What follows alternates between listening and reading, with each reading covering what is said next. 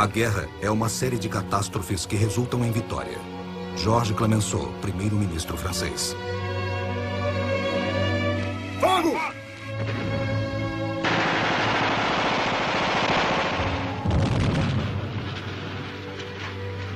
As batalhas da Primeira Guerra Mundial, 1914 e 1918. Episódio 6, Inferno Sem Fim, Verdun, França, 1916. Primeiro ato. O tempo está contra nós.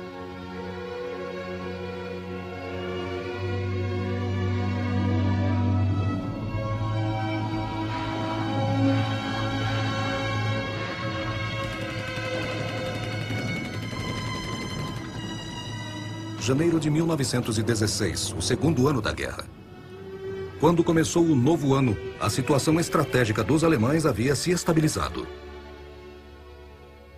No decorrer de 1915, os exércitos do Kaiser avançaram na Rússia e, aparentemente, acabaram com a capacidade do czar de organizar qualquer contraofensiva substancial. A Sérvia tinha lidado com um encontro ainda mais pesado com a combinação das forças alemãs e austríacas, húngaras e búlgaras. Este exército dos poderes centrais varreu o pequeno país, que foi o ponto inicial do conflito, e perseguiu o resto do exército sérvio para fora do continente. A destruição da Sérvia abriu caminho para comunicações mais frequentes com a Turquia, país que poderia ser um grande aliado para os alemães. Na Itália e no fronte oeste, os poderes centrais pararam uma série de ofensivas poderosas da Entente e pareciam ser capazes de parar qualquer ataque semelhante em um futuro próximo. Mesmo com os registros positivos em todos os frontes, o chefe do Estado, general Erich von Falkenhayn, não estava perto de atingir os objetivos que ele havia planejado em novembro de 1914. A Rússia pode ter sofrido perdas horríveis no verão de 1915, mas o czar ainda rejeitava a proposta da Alemanha de uma paz separada. No oeste, Falkenhayn não conseguiu fazer uma ofensiva que dividisse os aliados e forçasse a França a sair da guerra. Consequentemente, a Alemanha foi forçada a manter forças substanciais nos dois frontes e não poderia juntar força suficiente para derrotar nenhum inimigo em uma batalha decisiva. Mesmo com a situação estratégica estável, Falkenhayn e o chefe do Estado-Geral austríaco, conde Franz Conrad von Hötzendorf, estavam de acordo de que a guerra deveria terminar em 1917. Os dois chefes gerais de Estado viram que suas nações logo esgotariam os seus recursos. Falkenhayn acreditava que teria que ser encontrada uma razão militar para atrair um dos poderes da Entente para um acordo de paz separado com a Alemanha. A oportunidade só seria encontrada no fronte oeste. Lá, os alemães partiriam para uma ofensiva pela primeira vez desde 1914, em uma aposta de tudo ou nada para forçar o fim da guerra. Embora várias ofensivas poderosas da Entente pressionassem a linha alemã no oeste no decorrer de 1915, a posição alemã se manteve quase inalterada desde o final de 1914. O fronte oeste ainda consistia em um sistema de trincheiras que percorria desde o sul de Ostend até o norte de Fetternhausen, na fronteira com a Suíça. Atrás dessas trincheiras estavam 119 divisões alemãs, enfrentando 96 divisões francesas e 43 inglesas. Além disso, cada lado podia trazer números significantes de reservas. Na metade de janeiro de 1916, os alemães mantinham uma reserva de 25 divisões no oeste, enquanto os franceses tinham 24 e os ingleses 36. Portanto, os alemães enfrentavam um inimigo numericamente superior no oeste. Um forte exército francês, geralmente com boas reservas, e um exército inglês que ainda não havia atingido sua força máxima. Fora os fatores materiais, contavam o moral e o treinamento. No começo de 1915, Falkenhayn julgou que o exército francês era deficiente nessas categorias e que os ingleses eram pouco treinados por terem pressa em formar tropas no fronte. Em setembro, Falkenhayn disse ao Kaiser que os franceses estão no fim de suas forças e sem condições de atacar. O fracasso total da ofensiva francesa em 1915 apenas serviu para reforçar sua baixa estimativa dos franceses e a sua alta confiança no soldado alemão. Os soldados ingleses, do outro lado, tinham grande confiança neles mesmos e em seus comandantes. A inteligência alemã acreditava que o exército profissional inglês da pré-guerra havia sido destruído no final de 1915, mas ele forneceu a estrutura necessária para formar a espinha dorsal de várias novas divisões.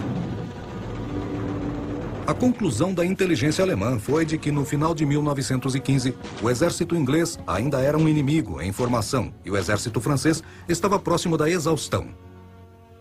Estas estimativas formariam a estratégia alemã em 1916.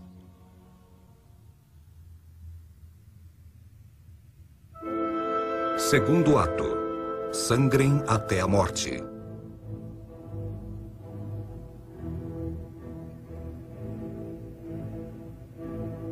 Falkenhayn enfrentou um problema estratégico e desafiador no final de 1915.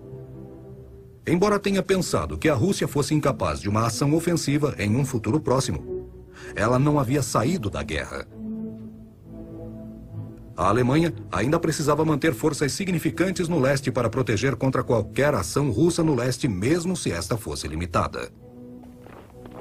Falkenhayn contava com apenas 26 divisões reservas no oeste. Através da terra de ninguém, ele enfrentou dois inimigos que tinham, cada um, grandes reservas escondidas atrás de trincheiras bem construídas. O chefe do Estado-Geral Imperial tinha de determinar onde e como lançar um ataque com recursos limitados em 1916. Embora Falkenhayn acreditasse que a força expedicionária britânica era o principal inimigo da Alemanha, a Grã-Bretanha era o inimigo mais difícil de derrotar. Falkenhayn achava que eles ocupavam uma posição defensiva com a concentração mais alta de tropas de qualquer lugar do fronte oeste. E esta posição não poderia ser atacada pelas forças à disposição da Alemanha. Mais adiante, ele acreditava que mesmo se a Alemanha pressionasse a Inglaterra, isso não a forçaria a sair da guerra. Apesar das dificuldades, o general Falkenhayn sentiu que a Alemanha, em 1916, poderia convencer a Inglaterra de que esta nunca a derrotaria. Para fazê-lo, ele planejou atacar a linha marítima das Ilhas Britânicas, soltando armas de submarinos de guerra.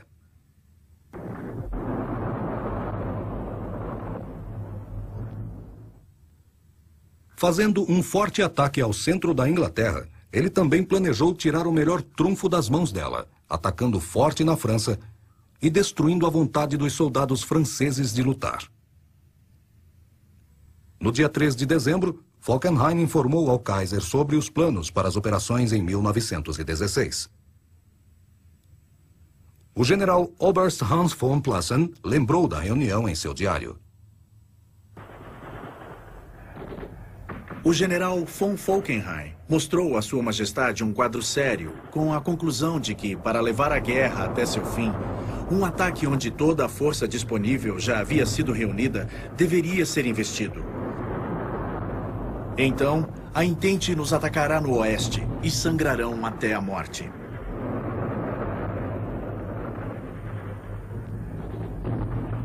Embora suas ideias não estivessem claramente definidas no começo de dezembro, o texto no diário de Plassen indica que a essa altura Falkenhayn estava certo de que os franceses seriam forçados a atacar as posições alemãs, jogando, portanto, sucessivas ondas de reforços dentro do sangrento exército alemão. Ele pretendia atacar os franceses no único local onde eles seriam forçados a contra-atacar imediatamente. O local era a cidade fortificada de Verdun, um símbolo do orgulho francês. Em 1914, antes da Batalha de Marne, ela aguentou como uma rocha os repetidos ataques alemães. Se tivesse sido derrubada, Paris, ou mesmo a guerra, teria sido perdida. Era a articulação de toda a linha aliada. À primeira vista, as defesas de Verdun pareciam formidáveis, quase completamente cercada por montes e colinas em ambas as margens do rio Meuse. Verdun era protegida por anéis de fortes, 20 grandes